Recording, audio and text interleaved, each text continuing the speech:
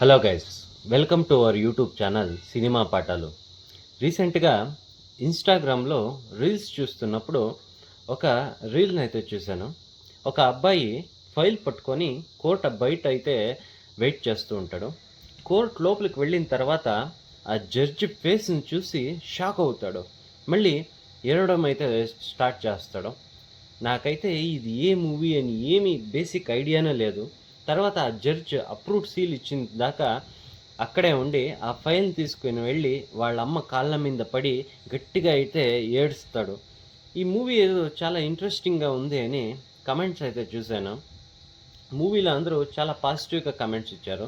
చాలా అద్భుతమైన climax, movie చాలా బాగుంది అని. ఈ మూవీ ఏవిదప్పా అని చూస్తే 'యుఫోరియా' అనిందే ఒకడు టైప్ చేశాడు సినిమా పేరుని. ఓకే. 'యుఫోరియా' ఏ మూవీ డైరెక్టర్ ఇది డైరెక్ట్ చేసింది అంటే 'గుణశేఖర్' అని ఉంది. ఆయన ప్రీవియస్ ఫిలిమ్స్ వర్క్‌నంతా నేను మైండ్‌లో పెట్టుకొని ఈ మూవీనైతే చూడకూడదు అని స్కిప్ చేశాను. కానీ ఈ క్లిప్ చూసిన తర్వాత ఏయ్! ఈ మూవీ ఏదో ఇంట్రెస్టింగ్‌గా ఉందే, పాజిటివ్‌గానే ఉందే కమెంట్స్. చూద్దాము అని డిసైడ్ చేసి లాస్ట్ నైట్ అయితే మూవీని చూశాను. మూవీ అయితే చాలా సూపర్‌గా ఉంది బ్రో. మూవీలో డీల్ చేసిన టాపిక్స్‌ని చాలా అద్భుతంగా అంటే ఇప్పుడు సమాజం ఎటువైపు వెళ్తుంది? ఆ డిసిషన్స్ తీసుకున్న తర్వాత వాళ్ళ లైఫ్ ఎలా సఫర్ అవుతుంది? వాళ్ళ ఫ్యామిలీ పడే కష్టాలు ఎలా ఉంటుంది అనిందే ఈ సినిమాలో చూపించిన విధానం ఉందే హ్యాట్స్ ఆఫ్ అనే చెప్పొచ్చు. ఆ కోర్ట్ ప్రొసీడింగ్స్ ఎలా ఉంటాయి? ఆ మెడికల్ ప్రొసీజర్స్ కావచ్చు, ఆ సంఘటన జరిగిన తర్వాత ఆ ప్రాసెస్ ఎలా ఉంటుంది? వాళ్ళ మానసికంగా, దైహికంగా ఆ విక్టిమ్స్ అంటే ఆ తప్పు చేసిన నేరస్తుల మైండ్‌సెట్ ఎలా మారుతుంది?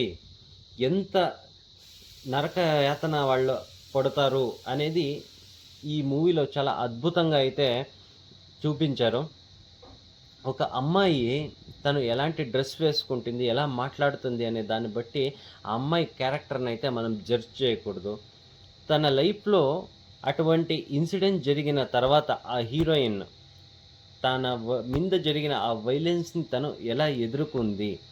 తను ఎలా పోరాడింది? తనకెలా న్యాయం జరిగింది? తను ఆ ఇన్సిడెంట్ దగ్గరే స్టాప్ అవ్వకుండా తను మళ్ళీ ఒక ఈ సమాజంలో రెస్పెక్టెడ్ పొజిషన్‌కి ఎలా చేరుకుంది అనేది ఈ మూవీలో అయితే చూపించారు. నాకైతే చాలా అంటే చాలా ఇష్టమైందబ్బా! ఈ మూవీ అయితే. తర్వాత ఆ వైలెన్స్ చేసిన ఆ ఐదుగురు కుర్రోళ్ళుంటారు కదా! వాళ్ళ లైఫ్ అయితే ఏమైంది? ఒక రిచ్ లైఫ్ ఉంటుంది. ఆ ఇన్సిడెంట్ తర్వాత వాళ్ళ లైఫ్ అయితే అప్‌సైడ్ డౌన్ అయిపోతుంది. వాళ్ళు చేసిన ఆ నిర్వాకం వల్ల వాళ్ళు గూడా కాదు, వాళ్ళ చుట్టూ ఉన్న వాళ్ళ పేరెంట్స్ గూడా సఫర్ అవుతారు. అండ్ ఆఫ్‌కోర్స్ మనం ఏదైనా ఒక డెసిషన్ తీసుకునేటప్పుడు ఏమని మైండ్‌లో ఆలోచిస్తామంటే, నేను మాత్రమే బాగుండాలి. అంటే ఈ దేహానికి ప్లెజర్ ఇవ్వడానికే మనము ఎక్కువ మొగ్గు చూపిస్తూ ఉంటాం. అండ్ ఆఫ్‌కోర్స్ ఇది తప్పు అని గూడా నేను చెప్పట్లేదు లేదు. అంటే ఇప్పుడు నీకేదో ఒక స్వీట్ తినాలి అని ఉంది. వెళ్ళు కొనుక్కో తిను. కానీ చట్టపరంగా, చట్టానికి విరుద్ధంగా కొన్ని పనులైతా ఉంటాయి. అలాంటివి చేసేటప్పుడు నువ్వు ఒక్కటికి 100 సార్లు అయితే ఆలోచించాలి. ఈ లైఫ్ అనేది నీది మాత్రమే కాదు. నీ చుట్టూ ఉన్నోళ్ళది. అవ్ వాళ్ళు నీకి పెంచి, పెద్దవాళ్ళని చేసి, నీకి సమాజంలో ఒక పొజిషన్‌కైతే తీసుకొచ్చింటారు. మనం తీసుకునే ఆ ఒక్క నిర్ణయం వల్ల ఎలా అందరి జీవనాలైతే నాశనం అవుతుంది అని ఈ మూవీని చూడాలి మనం. చూసి నేర్చుకోవాలి మనం. నేనేమో నా లైఫ్‌లో అంతా నేను కరెక్ట్ డిసిషన్సే తీసుకున్నాను. నేను ఇప్పటి వరకు ఏం తప్పు చేయలేదని నేను ఇక్కడెక్కడ నన్ను నేను సమర్థించుకోవడం లేదు. నేను గూడా చాలా తప్పులు చేశాను. కానీ ఆ తప్పులు చేయడం వల్ల ఏమవుతుంది అని నేను మైండ్‌లో నేను ఎప్పుడూ థింక్ చేయలేదు. కానీ ఈ మూవీ చేసిన తర్వాత ఏయ్! మనం ఏదైనా ఒక తప్పు పని చేసేటప్పుడు ఒక 5 మినిట్స్ అయితే స్టాప్ చేయాలి. స్టాప్ చేసి థింక్ చేయాలి. ఈ పని వల్ల నా చుట్టూ ఉన్న వాళ్ళకి ఏమవుతుంది? నేనేమవుతాను? ఒక 3 మినిట్స్ ప్లెజర్ కోసము నేనెందుకు ఇంతటి రాంగ్ డెసిషన్ అయితే తీసుకుంటున్నాను అని థింక్ చేయాలి. ఈ మూవీ నాకదే నేర్పింది. ఇక మీదట ఏమైనా ఒక రాంగ్ డెసిషన్, ఒక థింకింగ్ కూడా మన మైండ్లోకి వస్తే మనము అక్కడే స్టాప్ చేసి ఇది తప్పు, మనం చేయకూడదు అని నిర్ధారించుకొని మనము అటువైపుకి అయితే వెళ్ళకూడదు అని నేనైతే డిసిజన్ తీసుకున్నాను.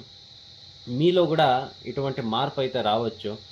ఏదైనా ఒక రాంగ్ డెసిషన్ తీసుకునేటప్పుడు ఈ మూవీ అయితే మీకు గుర్తుకు రావాలి.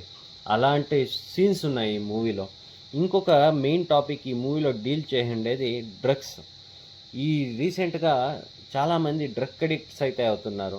దానివల్ల ఎంత నరకయాతన ఉంటుందంటే వాళ్ళకి మెమరీ లాస్ అవ్వచ్చు, వెయిట్ లాస్ అవ్వచ్చు, వాళ్ళ బాడీ మీద వాళ్ళకే కంట్రోల్ ఉండదు. దీనివల్ల వాళ్ళ లైఫ్‌ని ఎలా స్పాయిల్ చేసుకుంటున్నారు అనే దాన్ని కూడా, ఈ టాపిక్‌ని, చాలా సెన్సిటివ్ టాపిక్‌ని చాలా అద్భుతంగా అయితే డీల్ చేశారు ఈ మూవీలో. చాలా అద్భుతంగా ఉంటుంది మూవీ అయితే. చూసారు కదా! ఈ మూవీనైతే మీరు మిస్ చేయకుండా చూడండి.